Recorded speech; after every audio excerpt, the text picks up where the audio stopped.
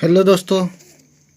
आज हम first aid box के इंस्पेक्शन के बारे में बात करेंगे कि फर्स्ट एड बॉक्स में क्या क्या होना चाहिए, क्या दवा होना चाहिए आपके साइट पर। उसके बारे में हम बात करेंगे और उसका इंस्पेक्शन कैसे करना है, उसका चेकलिस्ट कैसे तैयार करना है, उसके बारे में हम बात करेंगे। ये एक चेकलिस्ट है, इसमें पूरा डिटेल्स दिया हुआ है कि क्या क्या दवा आपके फर्स्ट एड बॉक्स में होना चाहिए सीरियल नंबर से, और कितना होना चाहिए, और इसका चेकलिस्ट तैयार कैसे करना है ये भी आपको पता चल जाएगा। तो हम सबसे फर्स्ट में देख रहे हैं, एक नंबर में यहाँ पर दिया हुआ है liquid Savlon solution. Liquid Savlon solution है, तो ये रिक्वायर्ड है, मतलब फर्स्ट एड बॉक्स में कम से कम एक होना चाहिए। और प्रेजेंट क्वांटिटी जब हम इंस्पेक्शन या चेकलिस्ट जब तैयार कर रहे हैं तो कितना है, तो उस टाइम में भी एक होना ही चाहिए, मतलब थोड़ा मोड़ा ख़त्म जो इस्तेमाल हुआ हो लेकिन वो होना चाहिए बचा हुआ। सेकेंड में हम देख रहे हैं आई ड्रॉप। आपके फर्स्ट एड बॉक्स में आई ड्रॉप भी होना चाहिए। आई ड्रॉप भी क्वांटिटी कम से कम एक होना चाहिए, पूरा पैक होना चाहिए या आधा होना चाहिए, जो भी हो इस्तेमाल के लिए उसमें बचा हुआ होना चाहिए।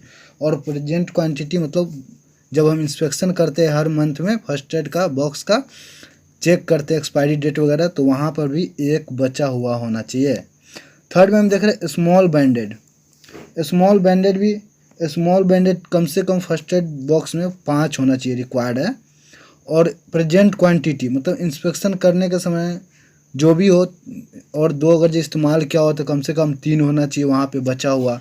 प्रेजेंट क्वांटिटी ये पहले से ये रिक्वायर्ड है, मतलब ये फर्स्ट एड बॉक्स में होना चाहिए, ये क्वांटिटी फर्स्ट एड बॉक्स में होना चाहिए। और जब हम एवरी मंथ, हर मंथ जब हम चेकलिस्ट तैयार करते हैं तो कितना बचा हुआ प्रेजेंट मतलब अभी उपस्थित कितना है, तो इसमें वो आएगा। बैंडेड यहाँ पे भी है एक बड़ा वाला, तो वो कितना होना चाहिए, तो ये कम से कम 10 होना चाहिए। किसी का हाथ कट गया कुछ भी हो तो उसके इस्तेमाल के लिए बैंडेड, तो ये 10 होना चाहिए। और प्रेजेंट क्वांटिटी हर मंथ में हम चेक करते हैं तो कितना आता है, कम से कम 5 बचा हुआ होना चाहिए। माइक्रोपोर्ट टेप, टेप जो होता है, टेप हम कपड़े वाला जो हम इस्तेमाल करते हैं इस पर कटे फटे पे, तो वो कम से कम एक होना चाहिए, पूरा एक, जो उसमें बहुत सारा रहता है, बहुत दिन तक चलता है।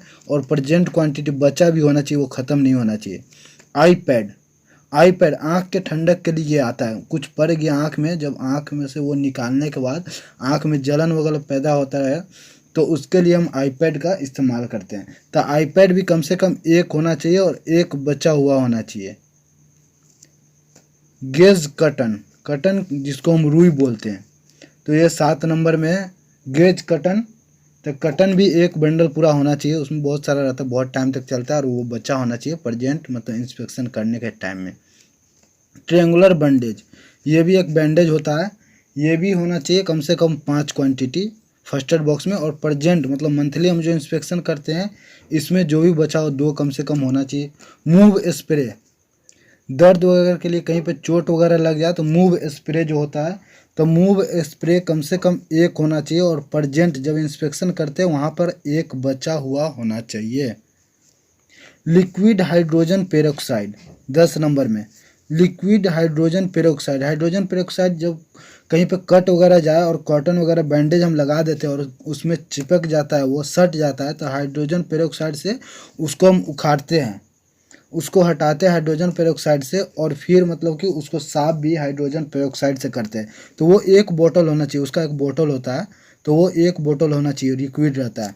और प्रेजेंट में बचा हुआ होना चाहिए चेक करने के टाइम में।